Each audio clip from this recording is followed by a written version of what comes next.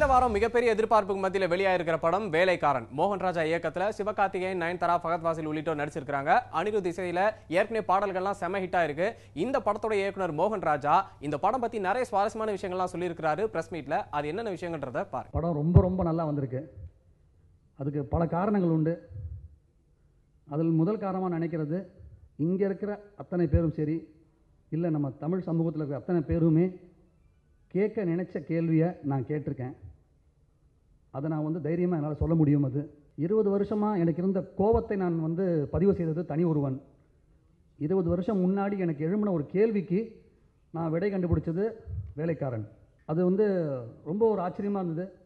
ஒரு இதுக்கு விடை கண்டுபிடிக்க முடியுமான்னு சொல்லி 20 வருஷமாக மனசில் போயிட்டு இருந்த ஒரு கேள்வி அது. அந்த கேள்விக்கு விடை சொல்ல எனக்கு ஒரு பிளாட்ஃபார்ம் தேவைப்பட்டது. நான் இதை பிளான் பண்ணேன்னு சொல்ல மாட்டேன். ஆனால் இது அழகாக அமைஞ்சது. நான் ஒரு 14 வருடங்களுக்கு ரீமேக் செய்ய வேண்டிய அவசியம் வந்தது. அது ஒரு மேடை அமைச்சுக்கிட்டேன். தனி ஒருவன் ஒரு மேடை அமைச்சுக்கிட்டேன். இப்படி மேடை அமைச்சு இந்த இவ்வளோ பவர்ஃபுல்லான ஒரு கேள்வியை கேட்க எனக்கு தகுதியை வளர்த்துக்கிட்டு அதுக்கப்புறமா இந்த கேள்வியை நான் கேட்டிருக்கேன். உதாரணமாக ஒரு வேலைக்காரன் படம் அப்படின்னா அப்பா எப்பவுமே சொல்லுவாங்க, என்னென்னா ஒரு படம் ஒரு டீம் ஒர்க்கு. ஒரு படத்தில் டைட்டிலே போடணும். இந்த ரிலே ரேஸ் இருக்கு இல்லையா, அந்த மாதிரி ரிலே ரேஸுங்கிறது கடைசியாக ஒரு கோலை ஒவ்வொருத்தராக மாற்றி கொடுத்துட்டு கடைசியால் வெற்றி கோட்டை தொடுவான். வெற்றி கோட்டை தொடுற கடைசியால் வேணால் டேரக்டரோ ப்ரொடியூசரோ இருக்கலாம். ஆனால் அந்த கோலை ஒவ்வொருத்தருக்காக மாற்றி கொடுத்து எல்லாருமே டெக்னீஷியன் சொல்கிற மாதிரி சமூகம் எல்லாருமே உணர்வுபூர்வமாக கேட்ட கேள்விகளோட தொடர்ச்சி தான் என்னுடைய கேள்வி. இது நான் இன்றைக்கி சொன்னால் இது எப்படிப்பட்ட புரியுதுன்னு எனக்கு தெரியல. படம் பார்த்தா அதனால தான் நான் இந்த செவ்வாய்க்கிழமை இன்னொரு ப்ரெஸ் மீட்டில் இதை வச்சு நான் உங்கள்கிட்ட சொல்ல நினைக்கிறேன்.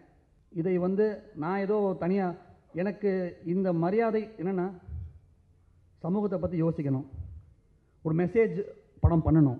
மெசேஜுங்கிறதே ஒரு கெட்ட வார்த்தையாக மாதிரி ட்ரீட் செய்யப்படுற ஒரு நேரத்தில் இன்றைக்கி இந்த படம் மெசேஜ்ன்னு கிட்டத்தட்ட ஒரு வருடமாக சொல்லியும் இவ்வளவு பெரிய எதிர்பார்ப்பு.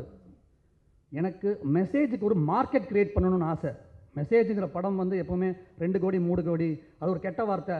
டிஸ்ட்ரிபியூட்டர்லேருந்து ப்ரொடியூசர்ஸ்லேருந்து எல்லாருமே அது மெசேஜ் படமாப்பா, ஐயோ அந்த பக்கம் போகாதப்பா அப்படிங்கிற ஒரு பயத்தை போக்கி மெசேஜ் சொல்ல முடியும், அதை ஒரு பெரிய மார்க்கெட்டில் சொல்ல முடியும் அப்படிங்கிற ஒரு செய்வதை ஒழுங்காக செஞ்சால், அந்த கிராஃப்ட் அந்த திறமையோட அதுக்கான ஸ்க்ரீன் பிளேயோட செஞ்சால் எதுவுமே எல்லாரையும் பார்க்க வைக்க முடியுங்கிறதுக்கு இன்றைக்கி சந்தோஷமாக இருக்குது. என்னென்னா மெசேஜ்னு எல்லாரும் பத்திரிக்கையும் சொல்லியிருக்கு, நானும் தைரியமாக சொல்கிறேன். நல்ல ஒரு விஷயம் பேசியிருக்கு. அந்த விஷயம் அவ்வளோ ஆணித்தரமாக ஆழமாக பேசும்போது அதுக்கு இவ்வளோ எதிர்பார்ப்பும் எனக்கு ஒரு சின்ன சாதித்த ஒரு ஃபீலிங் இருக்குது. இன்றைக்கி சினிமாக்குள்ளே உணர்வுபூர்வமாக வர ஆட்கள் தான் எனக்கு ரொம்ப பரிதாபமாக இருக்குது. ப்ரொடியூசர்கிட்ட வாய்ப்பு வாங்கணும், அவ்வளோதான். அதுக்கு ஒரு கதை பண்ணு. நினச்ச கதை எத்தனை பேர் பண்ணுறான்? இன்றைக்கி பிறந்தேன், வளர்ந்தேன், சமூகத்தை பார்த்தேன், கற்றுக்கிட்டேன், என் உணர்வு இருக்குது, மனசு இருக்குது, அந்த கதையை ஒன்று பண்ணணும். முடியுமா? எத்தனை பேரால் முடியும்? இன்னைக்கு நான் சேலஞ்ச் பண்ணுறேன், யாராலையும் முடியாது. எல்லா உணர்வையும் தூக்கி வீட்டில் குப்பை தொட்டில் தூக்கி போட்டுட்டு ப்ரொடியூசரை கன்வின்ஸ் பண்ணணும், ஹீரோவை கன்வின்ஸ் பண்ணணும். அவன் முதல் படத்தில் அந்த மாதிரி கன்வின்ஸ் பண்ணி வாய்ப்பை வாங்கி ஜெயிச்சு ஒரு 4 படத்தில் அஸ்திவாரத்தை போட்டுட்டு அதுக்கப்புறமா நான் நினச்ச வரத்துக்குள்ளே இவன் ஆன்மா செத்து போய் சினிமா கலைஞன் நினைச்சதை செய்யணும். அப்படி ஒரு உரிமை சுதந்திரம் என்னைக்கு வரப்போகுது? எனக்கு அந்த உரிமையும் சுதந்திரம் கிடைச்சது எங்கள் அப்பாவால். பிறக்கும் போதே நான் இயக்குனராக தான் பிறந்தேன், எங்கள் அப்பாவால்.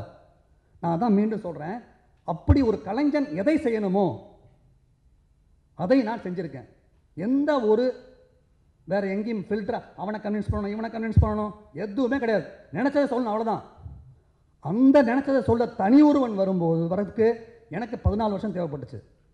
எனக்கு மேடை அமைச்சுக்க ரீமேக்ஸ் பண்ணிக்கிட்டு என்னை நான் காத்துக்கிட்டு ஒரு ஹீரோவை ஒரு பக்கம் வளர்த்துக்கிட்டு எங்கள் அப்பாவை தலையில் பாடுறேன், எங்கள் அப்பாவை காப்பாற்றிக்கிட்டு நான் எங்கள் அப்பா என்ன காப்பாற்றிக்கிட்டு பணத்தை போட என்ன ஒரு இயக்குனராக என்னை காப்பாற்றிக்கிட்டு அப்படி ஒரு மேடை அமைச்சதுக்கு அப்புறமா தான் என்னால் என் மனசை சொல்ல முடியுது. இந்த மாதிரி எத்தனை பேருக்கு அப்படி ஒரு ஆரோக்கியமான சூழல் அமைய போகுது நினச்சதை செய்கிறதுக்கு. ஸோ அப்போது நினச்சதை செய்கிறதுக்கான இந்த உரிமை எனக்கு கிடைக்கிறதுக்கு இந்த பரிதாபகரமான அத்தனை உதவி இயக்குநர்களும் காரணம். அவங்களோட எண்ணத்தைக்கான தொடர்ச்சி தான் நான் தனி ஆள் கிடையாது. இத்தனை வருஷமாக ஒரு சமூக படங்கள் எடுத்த அத்தனை இயக்குநர்களுக்கும் தொடர்ச்சி தான் நான். அவங்க எல்லாரும் விட்டு எனக்கு சொல்லிக் கொடுத்ததா நான் தொடர்ந்துருக்கேன், நான் வரணுமே இல்லை.